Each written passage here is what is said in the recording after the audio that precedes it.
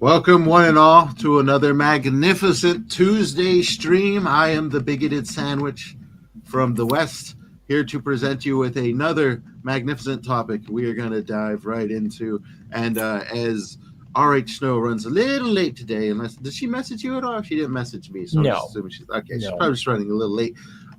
Black Knight, how have you been doing since last time we have seen you? Because early on in the week. I'm being my um,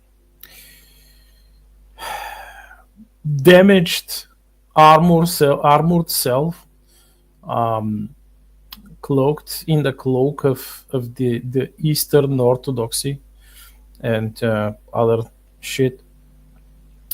Well, pretty much I've been working on the mostly on the eighth Starshuttle book. And doing some edits, one of the earlier books, and as you know, I have series, short series on Substack, which I write and publish every week. So I've been doing that. I've been writing extra pages for different stories and for the books, plus editing, and I also managed to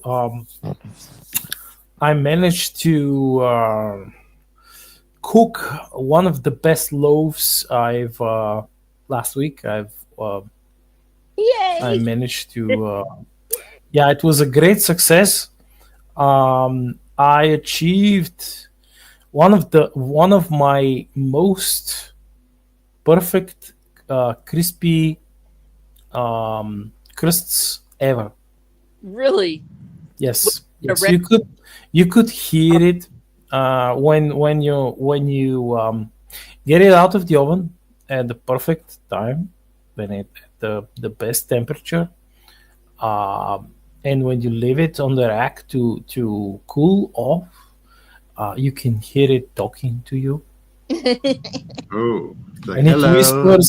it whispers mysterious things to you. That's so awesome. That's funny. I gotta remember that for a future story. Talking bread.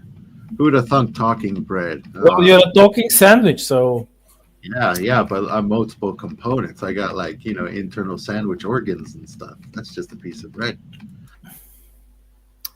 yeah, it's the new spirit, the new baby bread spirit which talks That's through funny. the crust. Yeah. Like he's flexing, or her, they're flexing their crust, and that's why you hear the whispers.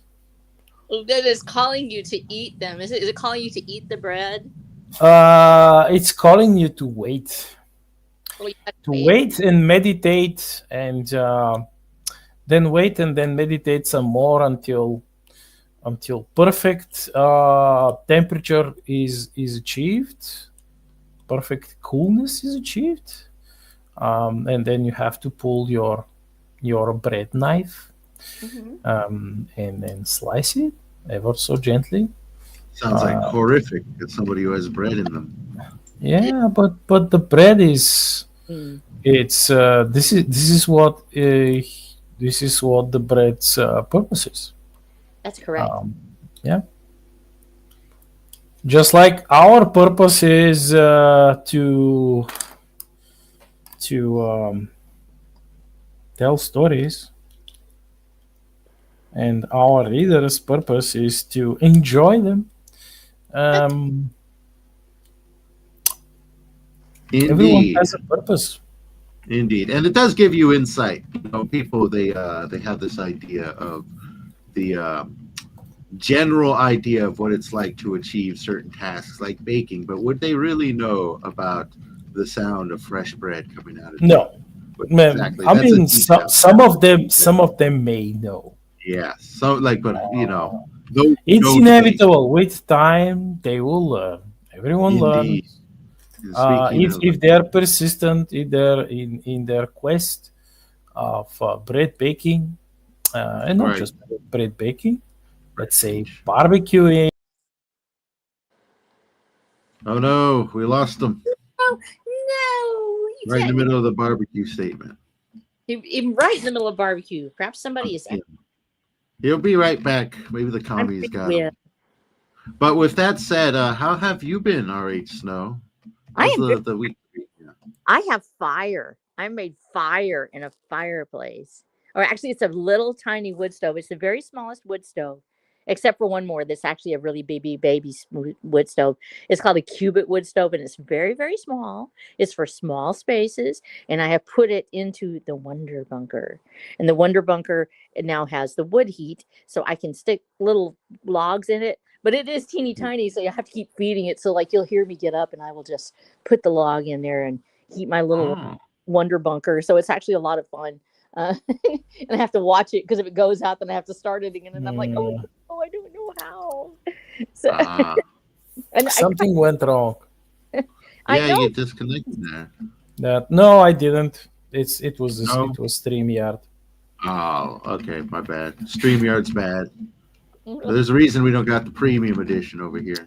No, it's probably some something like lag or something. I don't know. Lag. Yeah, Yep. the dreaded lag. It was, you're right Yeah. in the part. That Did you read the new? I mean, Snow. I've read your poem. Oh, thank I couldn't. Lately, I have been so engrossed in writing chapters and stories for my books. So I could only write haiku and tanka. So I'm not. I have like I lack the mental storytelling fortitude to survive a day of writing poetry, long format poetry. And in my case, me being amateurish, you. Not Oh. Say that. it takes me a long time to write like a long form poem, and I have to be in a specific frame of mind to do it. I can't. Well, poetry is an art in itself, you know, depending on what you're trying to achieve, can be quite difficult, particularly the Italian poetry. Have you heard of the tale of the Ninja Commando?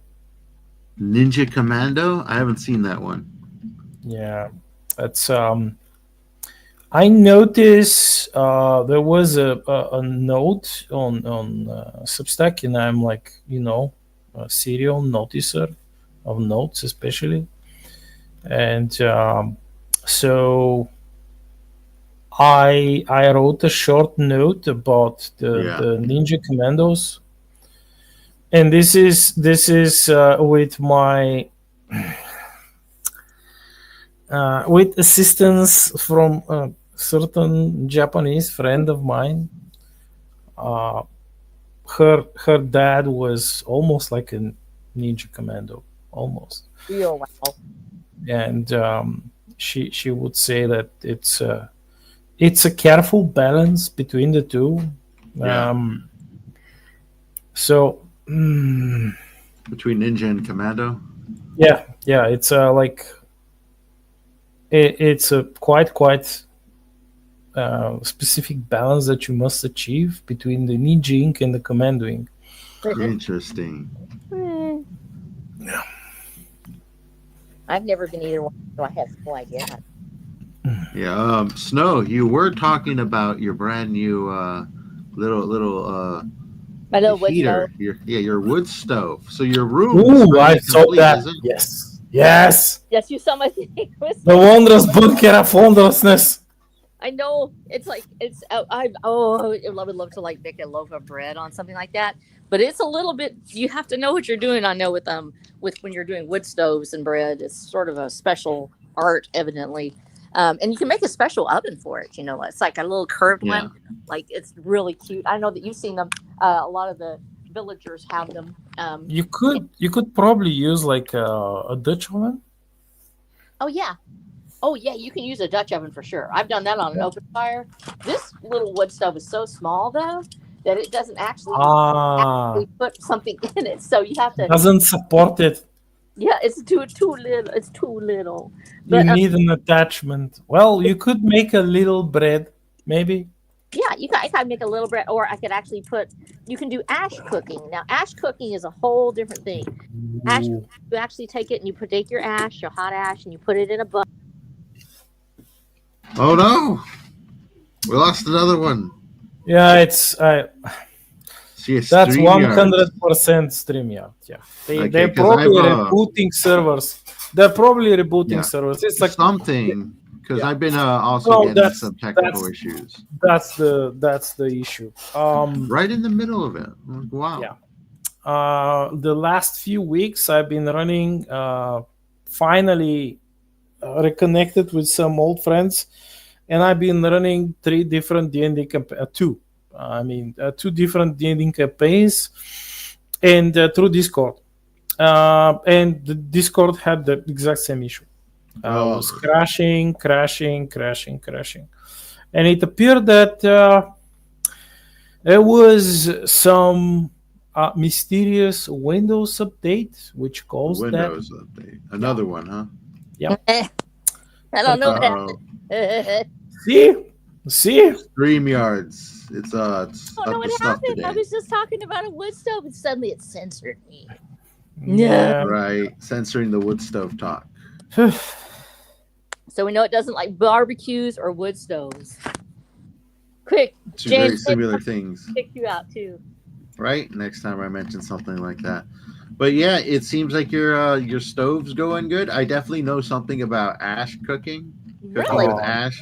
I watch a lot of outdoors videos and stuff, and that's a very common one. It definitely looks like he needs a tad bit more skill, but very achievable. Yes, it's really nice.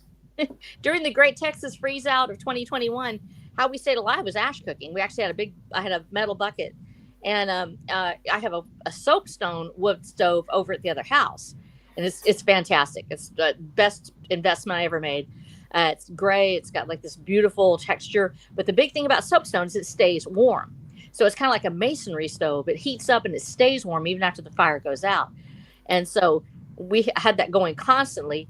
Well, the fire was too hot to cook inside of it, and the top of the soapstone stove was not hot enough to actually cook something on top of it. You could heat up a cup of coffee, or you could heat coffee, in a boiler or something like that, but it wouldn't boil. It wouldn't get really super hot because it actually is just warm to the touch, but it would heat that whole house. Well, I couldn't cook on top of it, so I learned how to cook in ash. And I remember what my mother taught me, because being old and having old people in my family, I was like, cool, I know how to do this. So I wrapped my potatoes in foil. I wrapped a little bit of we had potatoes, we had carrots. I didn't really have any meat because it had all spoiled when it went in the freezer. The freezers went out, and then I put it out in the snow, and it was cold outside, but had already been tainted or whatever, and we weren't sure, so I didn't want to mess with it. And so we ended up having like potatoes and carrots and things like that, and heating them inside the ash, and I would leave it there for an hour, and I would just take it out afterwards, and it would be cooked beautifully. Yep. I loved it. I think it is something I actually want to try again over here. That's called rebel cooking. I think you'll love it. It's called rebel cooking here, and it became popularized during the period of Ottoman presence. Wow. And presence in quotation marks, because the rebels who've been rebelling and hiding in the forests and in the mountains, they had to cook somehow, and you could see you could see the fire. The wind would carry the smoke, and they would like unmask their positions, their hiding places, and so they would use ash and hot coals, and they would wrap meat in skins or in leaves, or later in like they put it in, they'll put it in a cast iron cauldron, Uh-huh. and they would cover it in with ash and hot coals, and they would bury it, and a few hours later they would unearth it, and it's cooked. No. That actually, I wrote about that actually in Watcher the Damned. One of the fastest ways to find people is through their cooking. That you can see fires for miles, if they, especially if they aren't really thinking in the daytime. At nighttime, you'll see the light, but you won't see the smoke, but you can smell it. And so, in order to hide your position, you don't just light a fire and let it go unless you're willing to let people know where you are. And so, with a big wide open prairie and people being able to see light for miles in some places, in the wooded areas, it's not like that. But especially since it's flat, you can see a fire that's 12 miles away. I know because I've seen one off my back porch that was approximately 15 miles away from my house. Being a fire. And so in order to cook, you have to cook just like you're talking about, the rebel cooking. You learn how to steam things. You heat up the rocks and then quickly douse it with the steam, the boiled, you have like wrapped in usually in burlap or in wet leaves or something like that. You can put, if you know the grass is sweet and it's not tainted with something, you can clean off the grass, wash it down with a little water. You can actually splash it on there and put your food on top of that and then cover it with more and put it like in a hot box and it will cook. There's so many different ways to do clandestine cooking. But so we actually went through this, and we start off with that in the first 3 books. As they go into the town of Purgatory, they're not really as concerned about hiding their cooking. People know that you're in a civilized area. There's going to be fires and stuff, and they're not trying to hide that way. But as we go back out into the wilderness and Trail of Travail, and in Caballeros del Camino, we actually go over the ways to cook in a clandestine manner, especially when you're trying to hide from surveillance. And in fact, there's a whole storyline built around food in Caballeros del Camino, because the food is an allegory for the way that people bring their leadership, because food is usually, an army runs on its stomach. We've heard that. And hunger will make a man do terrible things. People who know how to control other people will do it through food, and they will do it gladly. They'll take over and cut rations down to the bone and give more rations to people who do what they want. So we have 2 different leadership styles. We have our queen villain, basically, who is very strict, and she is going over how to control people, what to do, and our big bad in Caballeros del Camino, Boss Chartreux, is explained to her how that by controlling diet they can control people. And then we have Sam, my general, who is the opposite of Shaney. She's a very adept leader. She was chosen for her administrative and her spy capability. She's not a super soldier. Actually, her aide-de-camp, her husband, is actually the big soldier in the group. He's the one that's like a master chief and can kick booty and take names. She's the one that does a lot of thinking, and she's the leadership of the group. And she helps morale by getting a fish fry together. But then they realize that there are drones in the area, and they've got to do something to hide their trail. And they can't have this morale booster, and their morale is breaking down. They're in a very small area. What is Sam going to do? Well, she's going to have to come up with something, a way to feed the troops and to bring up morale a little bit and still be able to cook it without it being seen or sniffed out by a drone that might be somewhere in the area. And so that's in the book, actually, is how she manages to do that. And there's a whole set of cooking. I'm excited that you know something about it, because there's not a lot of people that talk about food and camping and warfare, especially when we're talking about how to hide from other troops. And while lighting a fire is one of the fastest ways to bring somebody to your side, especially if it smells like food. It's a signal. It says, come to me because I've got something you might want. Oh yeah, most definitely. That's from my quite limited army experience. Of course, we were like, the first thing that we were told was not to make fires, because we would be found, and especially when you're trailing after someone Mhm. And in our cases, because we were border troops, we were always trailing after someone. We didn't have the possibility of lighting a fire unless we had to, like it was really cold, or we were freezing, it was wet or something, and we had to actually like survive, save our own asses. Otherwise, you're just like you're not going to eat. You're just like running after, chasing after some fuckwit, Yeah. and it's just your canteen of water, and that's what you eat. And the mosquitoes, of course. How fun. Yeah, mosquitoes. The mosquitoes, yes, they are like the best food source. I don't want to. I'm joking, of course. Okay, but With that said, let's move on to our subject at hand, which I'm a little excited for because the last couple days I've been taking Spanish class. Try to picked up a Rosetta Stone subscription, yeah, 6-week course. Let's see how this goes. I just finished day 2 today, and I spent an extra half hour researching some stuff it didn't cover, but I have some questions. And that was kind of like the inspiration for the subject of language. And I thought this would be an interesting one, also to get some insights from you, Black Knight, because obviously, you speak one language, you write one language, you produce your books in a completely different language. I'd like to explore what that journey was like for you and how that may have actually affect, your own literature and how characters talk to each other in the different languages throughout the universe, because you got a very large universe there. So I can only imagine that language is just as important as culture. Oh yes, it is. no, that's a fascinating subject, and actually, I think it's. I would say that it's probably relevant to all three of us because James, do you speak English primarily alone, or do you have any Spanish or native? I know some Spanish. My father speaks, and my parents speak perfect Spanish. But I want to get a much more deeper understanding to be more than Yeah. conversational. I want it to be almost like a second language. So I figured better late than never. Mm. No, that's wonderful, and of course, Spanish is magic. yeah, and here in Texas, we have a tendency to speak sort of a mix. It's a Spanglish, and I never thought. English. And, okay, now that poor baby.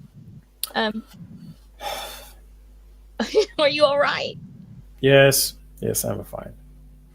But we have a tendency to speak a little bit of a mix because we were originally a colony of Mexico. Then we rebelled. We had a revolution, and actually, like I said, the Mexican Revolution that succeeded was in Texas with the Alamo, and so we still retain a lot of our Tex-Mex roots.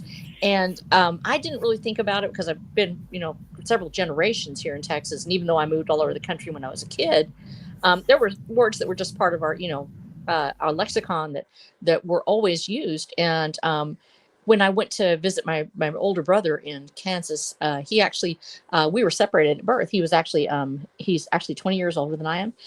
He was adopted out. My father had him during World War II, and I found him all these years later. And it was a miracle I found him at all. We'd been looking for him. My dad had learned he'd had a son and wanted to find him, and he never got to see him in his lifetime. But I found him, and so. Wow. To visit him. It was the first time I'm actually, like in my 50s, and my older brother's in his 70s. And I went to Kansas City. He'd lived there almost all of his life in Kansas. And we were ordering a Mexican restaurant. And so I just started rattling off, what little Spanish I know, which is muy malo, muy poquito, it's like just a little bit, my Spanish is pretty bad.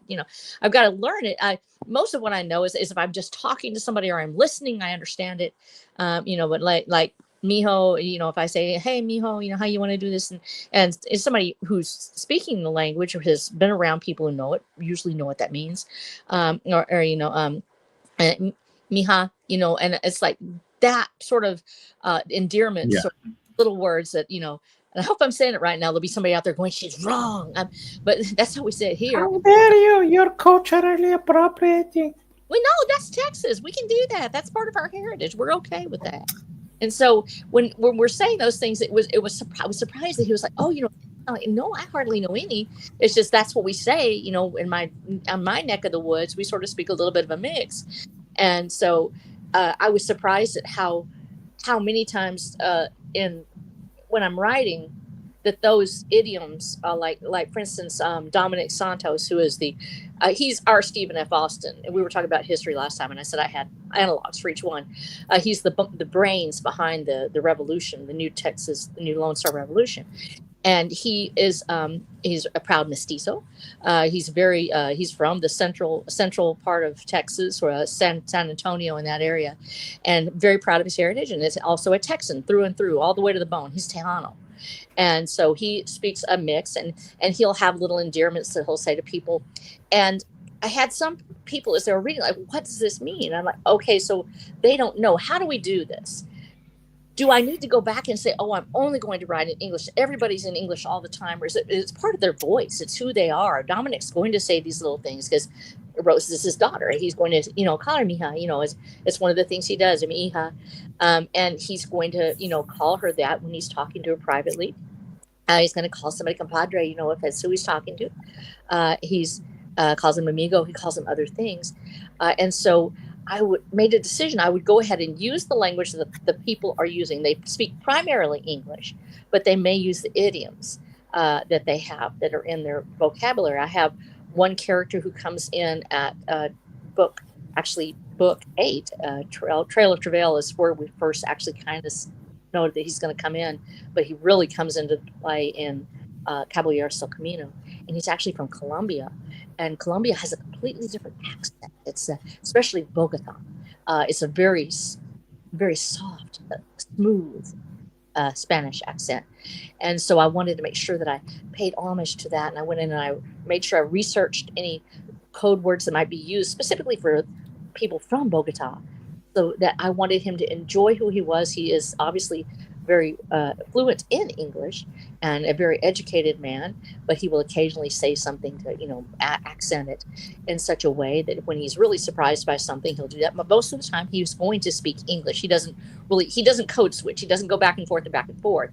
But it's usually endearments or exclamations that they will say something, and then they will go back to English. And so sometimes we'll go ahead and put it in italics. The Watcher actually speaks a little bit of Tex-Mex Spanish, and he calls Rose by a specific name, Ana Pequeña, which means little fairy. And he calls her that, and she doesn't even know what it means at the time. And so he does that because that was his abuelita. He has an abuelita that he actually had at the beginning of the book, and who he loved very much was his grandmother, that he adopted as his grandmother. And those phrases, as they come up, there's a choice to be made about whether or not we explain everything in footnotes, or do we allow the reader to go find out? We are living in an age that has Google and has search engines, and that has Duolingo and Google Translate. I can go up right now and I can go ahead and translate most things fairly well, not completely, but fairly well in Google Translate. And I've decided to make the choice to let my readers be able to look it up. There are a lot of words I might use that they might not know in English. And to dumb it down so much that we lose all flavor of language from different parts of the world, I think takes away from my writing as a Texan who wants to use these Spanish idioms. And I wanted to put it in the book without over-explaining everything or putting a tag note on it. So I decided to do it, and so far it's been pretty successful. I haven't had anybody complain, and if one of y'all is upset at me right out there right now, let me know, because if it's too hard. That's the way to do it. Yeah, but I've so far nobody's complained about it, and I think it's because we are living in that world now. Before they wanted us to, sort of pick one and just stick with it. I now can use those different words, and people can find out almost immediately, and it really opens up the prospects of being able to write in different languages, even if it's just in my limited Spanish, what I know as a Texan, or in your case, Black Knight, where you're able to go out and completely go, Bulgarian or anything you want. Probably we could actually translate pretty well if we have the ability and the proper, coding to do it.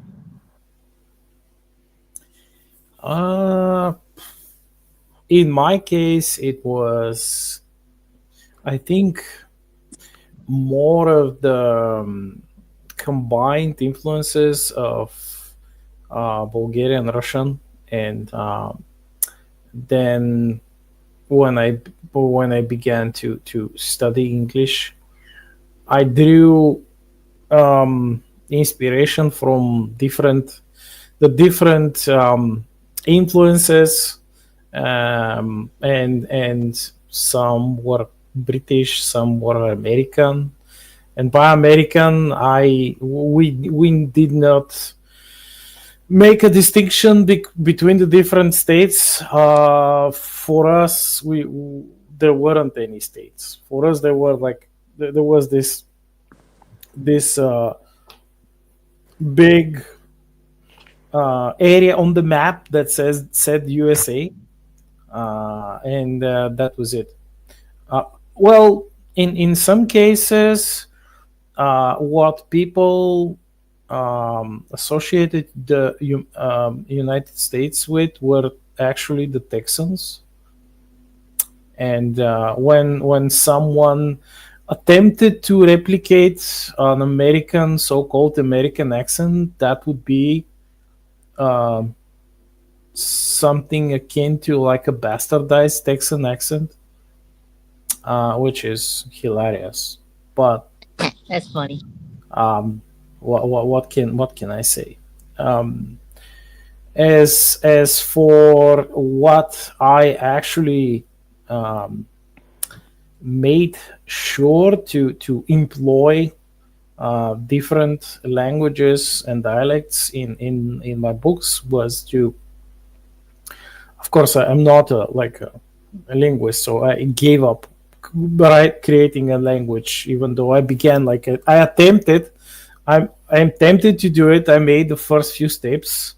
I failed, and I discovered that to actually do it, to actually create the French space language, which I had planned originally to do, would take me probably longer than it would take me to write the actual books. Oh my! And so yeah, and so I actually um, created part of it, which I'm using in the books, and um, just like you, I'm just using it. The characters translate it, of course, because otherwise it would be it's not Spanish. You can't. It says like Mija. Oh yes, I'll just type it in Google and I'll know what it is. Yeah. It's like that. It's different. So I have to, I have to say, I have to say, I have to show, and I have to tell at some point. But uh, even the different aliens, like especially the enemies of the Terran Minarchy, even they find common ground in languages, and they adopt uh, certain words and idioms. They even create like a common battle cry, rallying cry for their coalition, which it's even those who actually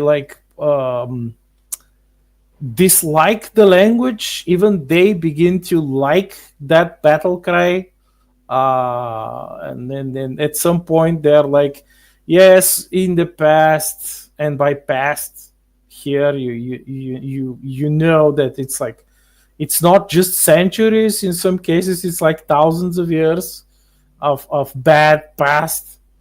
They are like, yes, we hate you, and our ancestors hated you, and the ancestors of our ancestors hated you, etc., etc. But we can't like we can't twist our nipples like this. This battle cry is quite awesome, so we're going to use it. And um, I also was able to create a jargon for, especially as what Officer Grant mentions, for the bikers, the space bikers, which is it's like adorably sounding broken English, Oh, which was one of the things that um, when you have to do it in a specific way, it gets insanely hard, because all the years that I was learning English, I was laser focused on not making mistakes, on not uh, um, writing in bad English, or not making typos, or this and that, and then like some years forward, and I'm, yes, but I actually need to do it now, and I have to force myself to do it. oh, um, and so I had to create a table with the different levels of jargon, the different levels of broken English that they are using, so I could know what level of brokenness what level of brokenness I'm using, and um, so far, just like you mentioned, uh, bar like I think one or two people, everyone understands why this exists. It's woven in the world building. The reader is fully aware. Why are they doing it? Why are they speaking like that? Why are they, when they are not speaking like that? Why? And everything. It's, of course, it's a way for me to add like a veneer of funny ridiculousness, to soften a bit some certain situations, and also joke with the stiffness of certain aliens who are like, "Ha, it's like, mhm. you filthy barbarians! How dare you? Yeah, I you like. can't even speak your own language. You're pathetic." And the biker, the space biker, is like, "Yeah, sure, of course, we are barbarians. Please underestimate me Huh. one more time." Oh my gosh, that's so much So fun. that's the tip of the iceberg for me. Yeah, that actually reminds me of I got this own little well, they're basically rodent. They are rodents. They're basic sized mice. They're just mice. They're called rat riders. They Oh, appear in my story, my fantastical story Glimmerleaf, which everybody seems to love. You yeah. follow a little gnome Yes. traversing the underworld where all these fantastic creatures live, and amongst them are rat riders, which are tiny mice who wear helmets and ride around on these motorcycles underground, basically living a raider lifestyle. And the way they communicate is by a series of short, high pitched, low pitched, and long squeaks with heavy amounts of body language, That was including.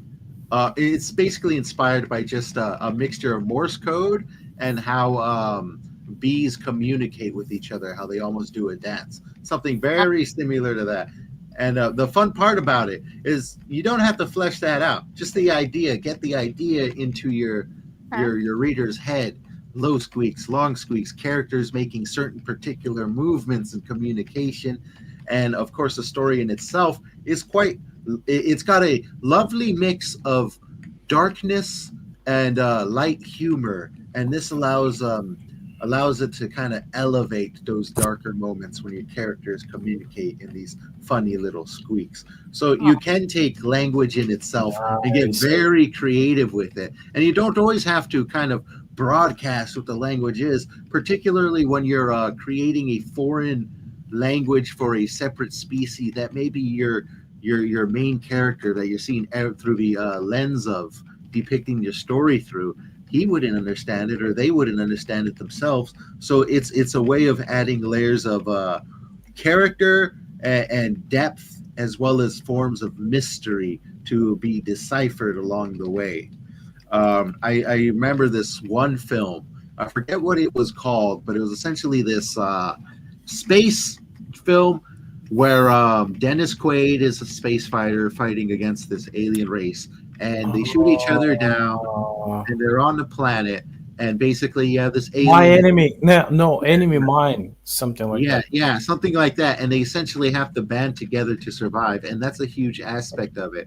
Is that Oh yeah, close communication and how they're that enemies, and you is. have all of that adds amazing depth into characters and adds in unforeseen obstacles to overcome, which are all writers' tools to elevate thrills, which is what I like to do.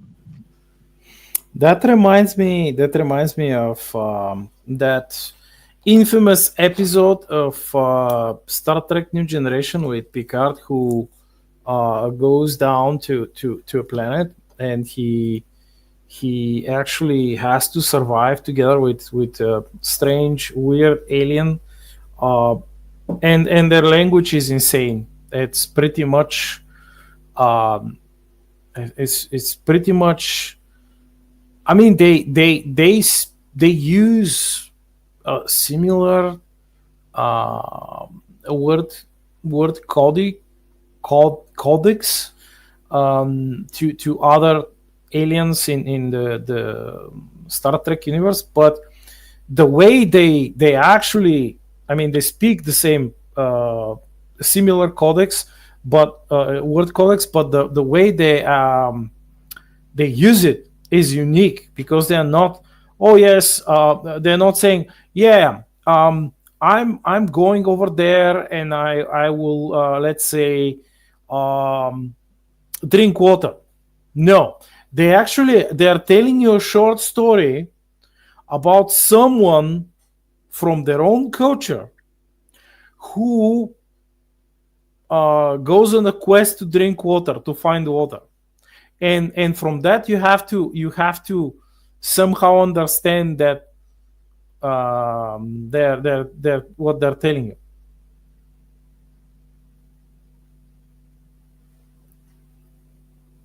Gotcha, gotcha. Yeah, I mean that's an aspect of it right there. You know, you add in that linguistic puzzle, two separate cultures coming together, which is something that I love in literary format and is well depicted in a number of films as well. That kind of seems to be a trope these days. But what were some of the interesting things along your own journey learning English that may have unlocked some secrets for you when it comes to like uh, linguistics, Black Knight? in well, I mostly learn myself. I had the fortune of attending some classes at a certain point. The programs that they had in school, in like high school, after the fall of the Iron Curtain, they were shit. They were basically absolute shit. You did not learn anything. You actually unlearned stuff. How does You that work? regress. Well, they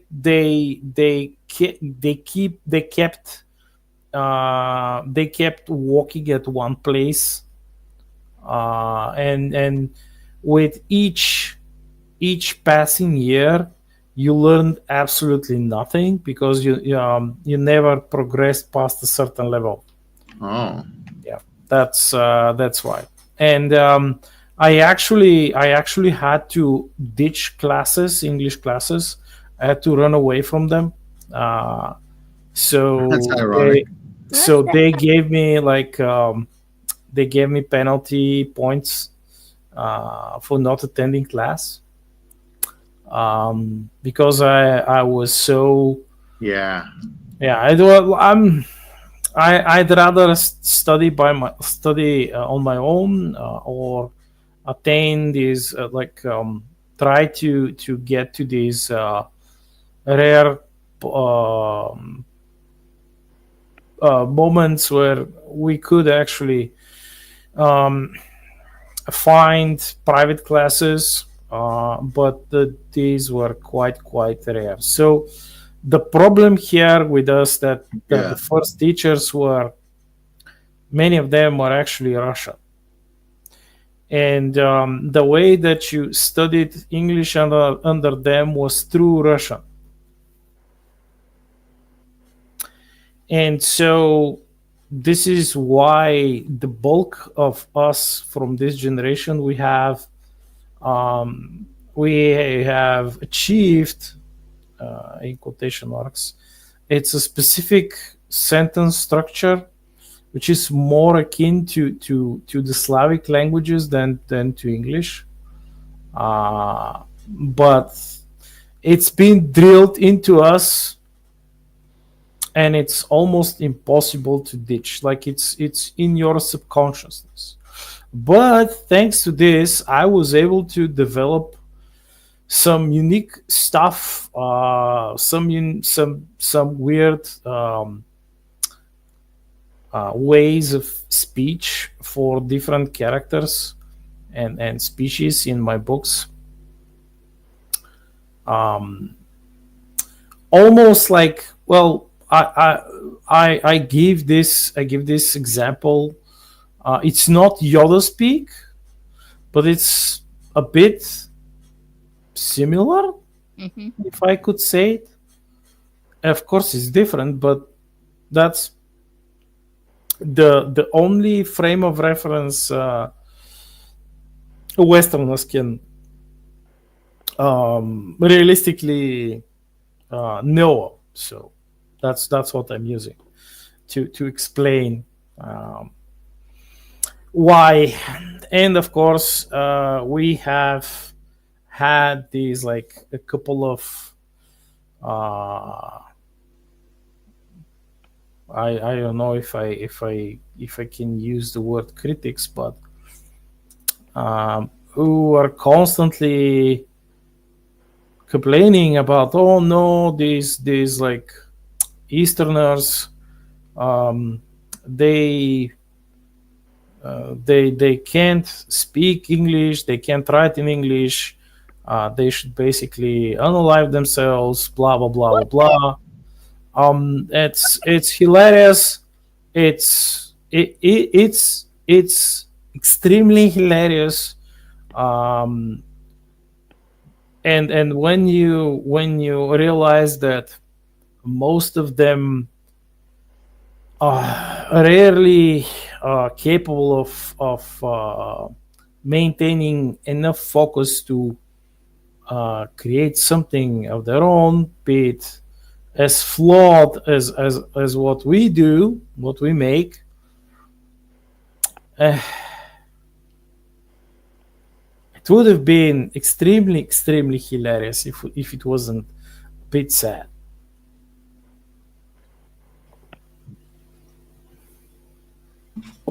That's definitely interesting for sure. What are some of the differences between the languages that you may have had an issue with, or like you mentioned, there's like a Slavic way of speaking English. Like, what do you mean by that exactly? Well, I mean that you have a different sentence structure. All right. Especially, and I can give you that simple example, is that names, when you say names, especially in Russian, it's quite different way of saying them. It's, I don't know, it's quite unique, and especially for people who have not used to anything even remotely similar to this. They're like, oh no, this is horrible. Some are intrigued by it, and they research it, and they discover stuff, which, I don't know, some of it as far as language oddities go, to us it's It's at one point during our childhood years, it was not just annoying. It was boring, and we were actually forced to study it, and were punished if we failed it somehow. But perhaps let me tell you what is the most um, the like the thing that Yeah. it's the case. um and you don't just have the different times. You have a case, and you have a few cases in when we're talking about Russia. You have a few cases, and you just it's to some people it's a gargantuan problem when you start talking, when you start learning, and yeah, I'm using the correct time. No, but you're not using the proper case. It's like all the people who are like, yes, Mm. Chinese is hard. Well, Uh-huh. it is hard, but have you tried Russian? Yeah. Yeah, I've heard Russian is hard, very hard. Yeah. While dealing with Spanish myself, I'm running into some slight issues, but nothing that I didn't kind of already know. Like, obviously in Spanish, you're a lot less literal with your words, because if you translate them literally into English, it comes out very broken. Like like if you're gonna say I want to eat something, and then you do a direct translation to English, it'd be something like I eat, because it's very small. But then obviously, since you're going into English, you got to add in a lot more words like, "Hey, I'm gonna eat something. I want to eat something," instead of getting directly to the point, so to say. Um, yes, yes, but that's why we're fast talkers over here in the West. We got a lot to say. You got lots to say, and you have to get it all in there. Exactly, especially with the Have you talking seen sandwich. have you seen have you seen that meme um of like I think it was like a Mexican dude who was joking, Yeah. making a joke, and there was no entry sign above his door, and he said like, yeah, that's for like the English speakers, Ah. and that's like for my fellow Mexicans, and there was like entero somewhere else or something like that, and like everyone was like that was super hilarious for them, and I'm a person who doesn't know anything. I'm like, huh? What the fuck is this? Hmm. Well, and certainly, I think Canton Floss. I don't know if any of y'all know him.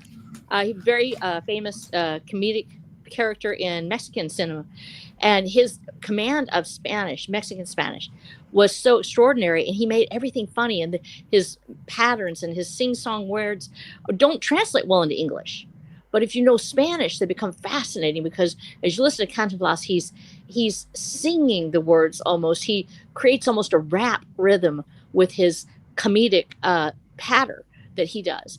And it's one of those things that you have to know Spanish and appreciate Spanish to really watch him and love him.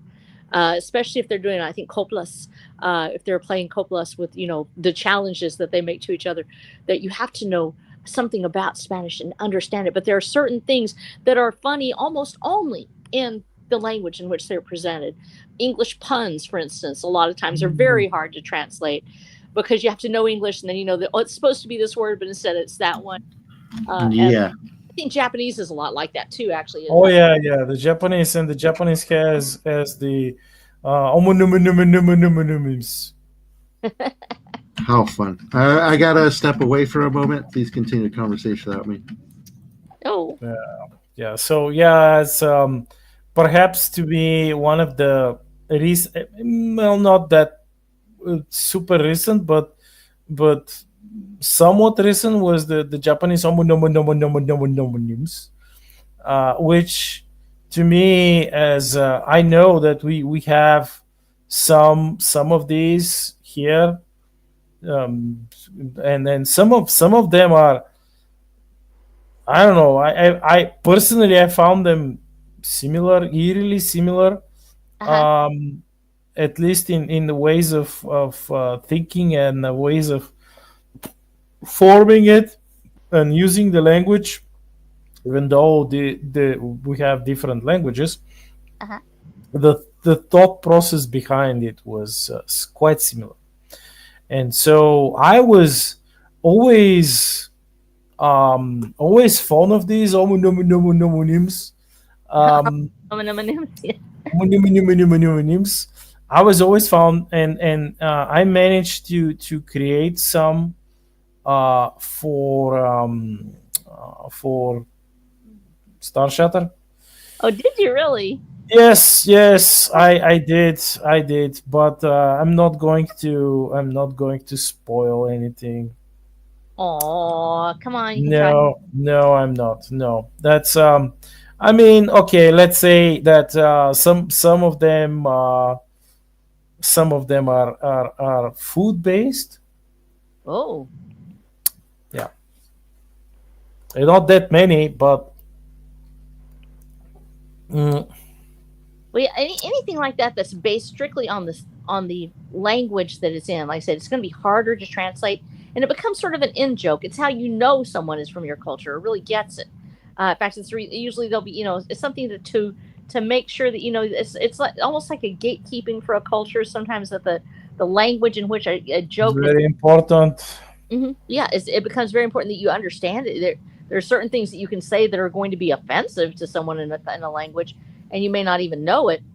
And especially when we're dealing with different languages, and how they're learning the cuss words of any language is very important. And I'm saying this honestly. I actually went in, and because I have friends that are speaking Spanish as a first language, and they know all the cussing words, but you don't share that with your friends, just anywhere. Like, hey, guess what? You want to learn a cussing word? You have to sort of know it, and you have to know what they're saying. And so, learning those cussing words so I don't accidentally say something that would be considered totally wrong. And there's things that we say that actually we don't know that they're wrong in another language. And they sound like a bad word, or they sound like something else. I remember those. Yes, and so you have to be very, very careful that you don't just say something that just right off the bat is going to truly offend somebody, or that they just said it ruins the pace of the book or something. That this guy ought to know what he's saying. He ought to know this is the wrong thing. Um, uh, and there's some things that you'll hear that you think, oh, that's okay to say that, and then you realize, well, while it's proper use in Spanish, maybe I shouldn't be saying that in public. And so, and of course, that's for good effect if the character is going to be cussing in Spanish. But if it's somebody that say that wouldn't normally use that language, I have to make sure that they don't say that word, and I have to sort of honing it. It can be a dicey thing. We want to take care to make sure that we're in our comfort zone when we're writing, that we know what we're talking about and we're okay with it, because we can make terrible mistakes if we're attempting to use a different language and we don't know the true meaning of the idioms or phrases. Even, and especially in Spanish, there's several phrases that, while they're made up of words that are totally acceptable in any other form, when they're put together in certain phrases, they mean very specific insults or slurs. And they're very adorable. Yes. It can be quite entertaining to learn them, and at the same time, I'm like, wow, I had no idea that that a deer symbolizes this, or certain colors put with certain words mean a certain bad thing, and or it becomes a curse almost. And so, being very careful about that, I think that I was I stuck pretty much with what I kind of already knew in Spanish, so that way I didn't make a mistake that was so bad that somebody would like throw me out of the country or something. And and just sort of, and if there's something that I've used, if it's in the book, I have used the word almost always. There's very few times that there's something in the book that I haven't spoken personally myself as a teacher, or because I actually did teach children that were coming in that were learning English and pre-kindergarten, and so we would go back and forth in Espanol and English, and I would listen to them, and they would talk, and of course they're talking in what seems very natural to them, and they might be using cussing words too. So I had to be careful, because if I told the parents, they'd be like, oh, I'd be like, no, they weren't trying to be bad. How dare you? I know, it was really crazy. And another thing we don't really talk about much actually is nonverbal language. The signs, yeah. Yes. It's something that we haven't talked about as much, I think, because a lot of people we're so used to being verbal. And as a child, I was actually deaf for a number of years. It was occult. They did not know that I was deaf. They thought I was just bad. And this happens. Yeah, excuse me for just saying. It happens to a lot of people, especially if you experience deafness as a young child. I learned how to speak at an early age, very early. I was actually under the age of 1 year when I learned how to speak, pretty well, actually. And by the time I was 1 year old, 15 months old, I was speaking in whole sentences, things like that. And I lost my hearing because of an illness. And it stayed that way. It actually was almost permanent. If I'd not had surgery, it wouldn't have been corrected. But so I was able to speak. I was able to lip read, but not if somebody wasn't looking at me. And of course, I could not hear. And I actually remember this period of my life because it was extended for a number of years. It was from the time I was about 15 to 18 months to approximately 5.5 years old. I got in a whole lot of trouble. I got whoops. I got everything.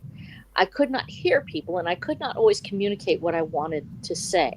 It was a very confusing and scary world, frankly. There were times I was left behind. I remember one time I didn't hear things if the bell rang or if somebody said it's time to go. If I wasn't looking at them, I wouldn't know that they were saying words. And I got left behind, for instance, in a building, locked in, and the lights were turned off. I'm a 4-year-old, and I nobody knew I was in there, and I couldn't find anybody. And fortunately, somebody came back to get me, which was awesome. That's great. That's nice. Yeah, but nonverbal language was dear to my heart because of that. Because when I finally got my language back, when I finally got my hearing back, and it's a touchy subject because people who are born deaf have a different experience than I do, and people who are unable to lip read have a different experience than I do. I wasn't forced to lip read. I just knew it. I learned it quite quickly. I learned some sign language, and then my hearing was corrected, and I started reading. And I have a lot of friends who are deaf who use only sign language. And so in writing Watcher of the Damned, we have a character who does not speak at all. He is language challenged. He cannot form words with his tongue. His tongue has become damaged due to the happening. He actually lost his ability to speak, much like a stroke patient would. He can understand English, he can hear it. He was at one point a very erudite person. Losing his ability to speak is almost a death sentence for him. He is considered stupid by the people around him who don't know that he can talk, who think that he is too stupid to speak. They treat him as an animal. He can't communicate well because they don't know how to write anymore. He can write words. He writes well. But a lot of people won't know how to write script, which we're already living in that world. If I write in cursive, 90% of kids under the age of 10 can't read it at all. It's like a foreign language to them in the U.S. I taught my children to read cursive and write it, but a lot of people don't know how to write cursive anymore. And so we carried that into the book to where you're living in a world where people just text each other. They don't have handwriting. They don't know how to handwrite, most of them. And so they are barely literate and don't know how to write. So the Watcher is very isolated. He speaks through a series of signs that he learned, that he made up, and people who are closest to him will know his signs. But very few people are close to him. Just the Warden Howell of Reunion Camp, knows his signs, and his abuelita knows his signs. He'll pat his chest and point at something, and he'll say to show her. And because he was not raised in a world where he was deaf, he did not learn American Sign Language either. As a result, he is very limited. He has to make up things. It's like needing a language and you don't have it. There's American Sign Language as a language. It should be used. We need people to learn it. And it is very much, you talked about gestures and intonation. American Sign Language relies heavily on gestures. And when you see people on the TV and they're actually doing American Sign Language and they're not just spelling it out, they're actually using their faces to make the gestures to help make these facial expressions that are part of the language. So we have signs on the hands, and we also have the mouth, face making expressions that go with these words. Well, the watcher is somewhat like that. He can grunt. He'll grunt when he's trying to talk. He's trying to talk. People sometimes think he's stupid because they think he's just grunting and he's just waving his hands. Well, in the story, he develops that relationship with Rose where he can sort of communicate with her, and then he's able to use the ring finally to speak the way he can, because the We Speaks ring actually was a communications device, and it was able to link in and help form these the ability to text and to talk to text. And he's able to suddenly, he breaks free. He turns from this mute monster into this man who's able to speak. But the truth is, he was always that man. Even though you couldn't hear him, the words are there, the language is there. And in writing this, I thought that, okay, this is a great way to teach this to other people. But as I ran into other people, where there was a case where a particular person was reading it for me, and they were very insulted by the way that the watcher would grab Rose's hand constantly. They were very upset with the fact that he would violate her space or grab her to talk to her or to say something. And actually at one point he claps to her, and they said this was demeaning because I told this person, I said, when I was deaf, the only way that anyone could get my attention was to clap, not because I could hear it, because I could feel the percussion. Stomping on the ground or clapping their hands let me know to turn my head that way. And that this is a language, and it happens to people who are language challenged, where they cannot speak with oral language, that they are considered to be rude sometimes because they will wave their hands or try to get attention because they can't shout, they can't yell. If they did, people would just think they're being crazy. And so they use gestures to try to do it. And I actually tried to use that as a moment to teach, a teachable moment to this person to know that there are people who do not speak words with their mouth. They speak words with their hands. They use their faces to express themselves. It is a language. It is an unspoken language, but it is a language. And we have a tendency to think of those people, and frequently you'll see somebody waving their hands, you think they're crazy. Make sure you take the time to check to see if they are using American Sign Language. They are not being rude. They may be trying to communicate with you. And please learn some words. Learning just, if you can't learn the words, if you don't know how, learn to spell the alphabet with your hands. There actually is an American Sign Language where you can make the alphabet with your hands. I taught all my kids to use it in school. And you learn that alphabet because at least you could spell out words. To be in that place where you cannot hear, to have no communication, is such a lonely world. And I know because I was in it. To be able to reach out and have somebody use that language of the fingers, the unspoken gestures, is incredible. It breaks down the barriers of loneliness. Language changes everything when we use it to its best effect. And I think that we have an opportunity as writers to not only talk about that spoken language, the difficulties in communications, which we all know are there, but also that unseen, sometimes that hidden world of the person who maybe cannot speak anymore. The one who had, like I said, had a stroke, or by some misfortune loses their ability to speak, or maybe they never had it, but they still have that incredible intellect inside of them. Language sets that free. And if we learn that, if we look for that, we might just find out that a lot of the people that we thought were just being rude really just couldn't hear. Maybe they couldn't hear what you were saying, or maybe they're trying to get you to see them.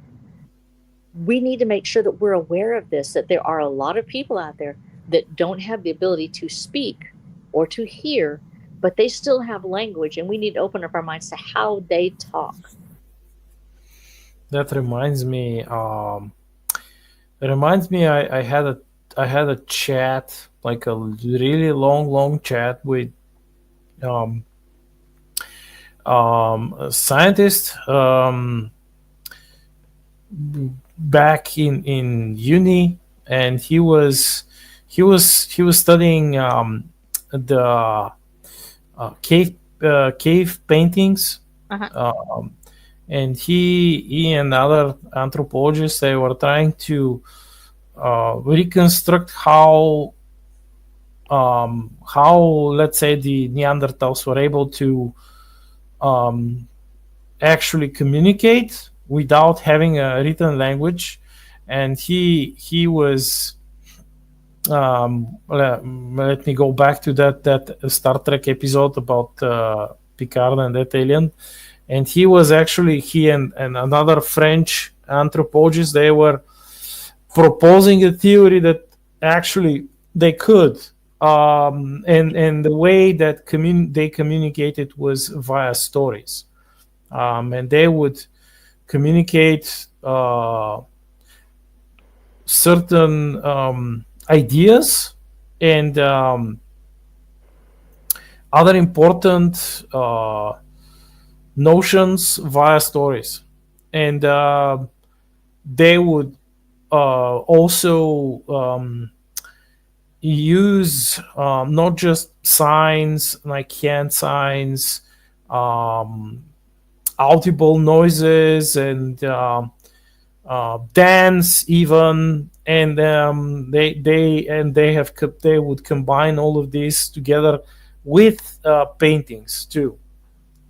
And so a lot of the stuff that we see these days, and they were just painting nice things. They were like painting stuff about the hunt and things.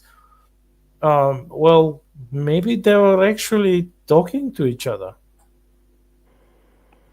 You're basically, what they're saying is that actually these paintings and things were the template for a story. That they would look at the picture and they'd say, here is the story of the great hunt of the year of my grandfather, coming back from the days. And as they look at the pictures, they would actually tell the story like a picture book. And it becomes a record. And in fact, we do believe that in the caves of Lascaux and others, that we do have some of the dot matrices, which may actually be a way of telling time as they would have it, of course, in maybe a different scale as we do, but that they would have either that or a number of dots, meaning how many moons, how many suns. So we don't know, but we know that there's something there that would tell us that perhaps this is a record of some kind. And that certainly it would make sense that they would use those to help them tell these stories. Yes, and another friend of mine, she had her own theory that actually the painted stories, they helped singing evolved in as a way of storytelling, and through that the more advanced verbal form of talking also evolved. Wow. Well, leave it immediately, because the griot tradition is one of the oldest traditions in storytelling of the African griot, speaking words down through the centuries. There's a particular rhythm to storytelling. There's a particular rhyme to it.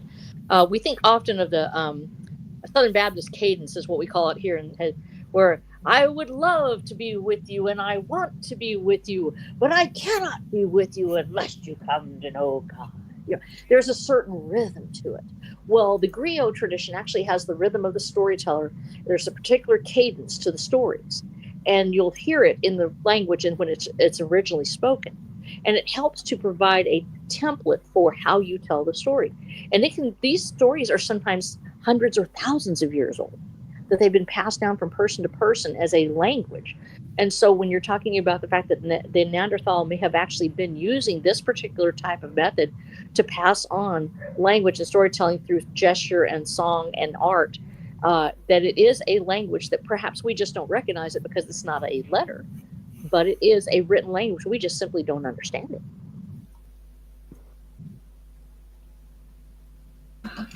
Very true. I have returned finally.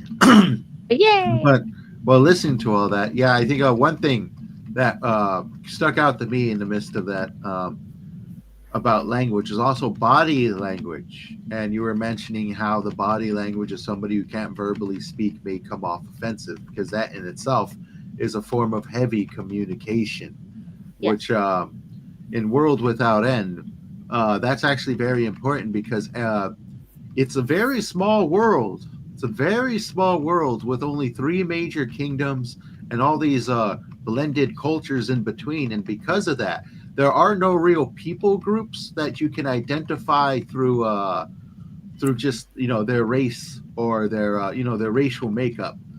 You have to identify people by how they carry themselves, what clothing they wear, and how they speak. What is their dialect? Because since it's also a small world, everybody technically speaks the same language, but they have different dialects. They have different forms of art and clothing, and pretty much everything about them is different except for the way they speak.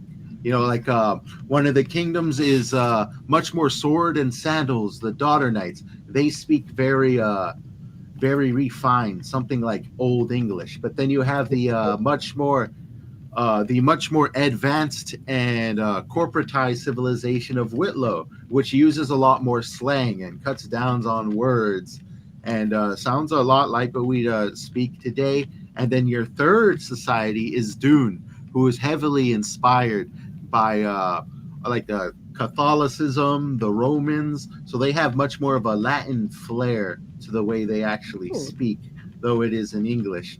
And it's just like all three of these, you find the details is where you're gonna see the difference in culture in between them. The language is broader than just what somebody says. It's also how they move their body, what particular words they say to form a sentence. And not only that, but there's also this almost dark tongue that is used in World Without End that I haven't yet explored or brought it into literature, because I haven't really explored too much of the darker side of things, but there is a lot. And the dark tongue is less so actual speaking, but it's all about vibrations. So it's more of a humming or a meditative chant. You just exactly, like you are like when somebody speaks, it doesn't sound like a voice, but they communicate through vibration, and that's the almost number like the Mongolian throat singing. very similar, actually, very similar to that. And that's the dark tongue that can call forth the dark things of the abyss. Because in World Without End, the world's very fantastic. It's very grounded yet fantastic. The whole setting, if you will, is an endless plane of existence that is shrouded in absolute darkness, except for one blot of light, where light rays from above bring down the light. And the beings of light, these three kingdoms, are in this place they call the lands of light. And they protect their borders from the endless onslaught of darkness that comes from all corners. And each of that forms of darkness is inspired by a separate type of horror. Like some are vampiric. You have the lords of the undead. You got vampires. You got ghouls. You got ghost-like creatures. And then on the other side, you have much more, I guess you call like half men. You have like werewolves and half beasts and things that are very monstrous yet sentient. And then in another area, you'll have much more Lovecraftian type of creatures that are extra dimensional and kind of like you can't really see them with your own eyes, but you can feel them. And each of them bring their own threat. And with them, they bring their own form of tongue. But the one they all share is that form of dark speak, which I honestly have yet to give a name, which is why I just call it dark speak. It's yet to be. Like that. I think that's cool. Yeah, I'm sure it's been used before, but it's all about the vibration, that they can produce, and that's how they talk to each other, and that's how some of the beings of light know that they are near a creature of darkness, because they could feel the vibration. They say they're communicating with each other, and it sounds very ominous, very I love it. low toned, if you will. It just carries itself with the wind, so it gives off that very ominous vibe. Well, that is so cool. And that kind of goes back to what I was when we were talking about nonverbal communication, the humming, things like that. There are gestures and sounds that actually carry a great deal of meaning. They're hard to translate in a book. My father taught me one, and I'm sure you've heard this. I call it the mom signal. But it's very delicate. I don't know if you can hear it. It's just usually you won't hear it anywhere unless you're to it. It's your mom telling you in church to sit down now. Or boy. Tapping something. Oh, is it tapping? Yeah, the warning. Yeah, it's literally, it's just a tap. It's all it is. Just somebody waving a chancla, it can be whatever it is. But that tap, just on the back of a hard pew or a hard chair, you know right away that your mom is telling you something. And there are those unspoken languages of the family that we really can't communicate. I don't know if you all any have, but that was that sound, just very, very light. And actually, I've used it with my dogs as well, that if it's quiet outside, they'll actually come to you because they know the sound. And so families have their own language as well. And trying to communicate that in writing, because it's not really a word, it's just a sound or a click. Yeah. And some languages actually do revolve around clicks and things like that. But I don't know if any of y'all have any like those family sounds that you make, like to tell people what to do, or come here, whatever it is. It's hard to write it though. It's hard to put it into a written form. Yeah, but these exist. I mean, yeah, that's.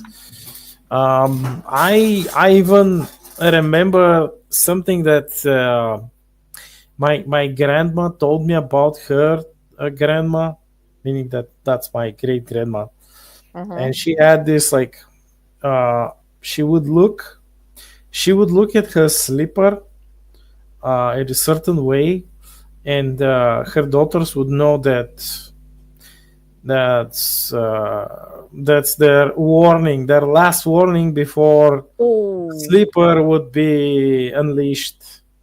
And she wouldn't even like say anything or like sign, do a sign, hand sign or anything, or a sound, give a sound. She would just like look at the slipper, specifically her left slipper. She would look at it at a certain way. Was it like a way, the way that she rolled her eyes, and they would know. They would know that it's like cut the crap, or you will get the slipper. Oh my God! How is it in Spanish? The chancla. The chancla, yeah, that's one. Did you ever get chanclet? Even I know that. No. You never get chanclet? No. He channeled his inner chancla. There you go. Could not be chanclet. That actually reminds me, because we're talking about body language, of because I mentioned it before. I love reading nature books written by hunters and the hunts they've been on. One I remember is when a hunter knew he was near a man-eating tiger. He was hunting down because there was a sentinel monkey up above him, and he knew that the sentinel monkey makes a particular noise when it spots a predator to warn all the other monkeys, and it made that noise towards him. And he looked up at the monkey, and he noticed the monkey shifted its gaze towards him and then shifted its gaze elsewhere into the jungle. And he knew the monkey always keeps his eyes on the prey or on the danger. So the monkey shifted it towards him, saying, "You're a danger." And then it shifted its gaze somewhere else, saying, "There's something else over here that's a danger that I could see." And he knew that's the tiger he was after. And it was the monkey's body language, speaking completely different language that he wouldn't otherwise understand. But knowing the nature of this creature, knowing what these signals mean, he was able to use them to find his prey, that for which he was hunting, and get a drop on the tiger in itself. And this is often seen in a lot of naturalist stories throughout the years of people using the body language or the sounds of animals to figure out what may be going on. Like when they see a bunch of when a whaler sees a bunch of he sees a bunch of birds flying over a particular location, he knows something's going on there. They're communicating that through very natural, their natural lifespans, doing those natural things that they do. So body language and sort of the deciphering of nature in itself can tell stories about how the creatures around you operate, and it's really good to pull from in case you ever want to write about those things, because the nature around you speaks its own language and it's alive. But with that, we have 4 minutes left. This was obviously a great conversation. I think we dug into it deep, and I feel like we all have a lot more to say about it. Maybe we'll touch back on it later on. But with the time that's left, why don't we go ahead and give our final thoughts and where people can find you? When we start off with you, Black Knight. Well, as you know, like all of us three, we have Substack, so you can find my serialized short stories on Substack, the Black Knight Substack.com. Each week I have various different shorts. And these days I have one a fantasy short story, which is a shadow fantasy story,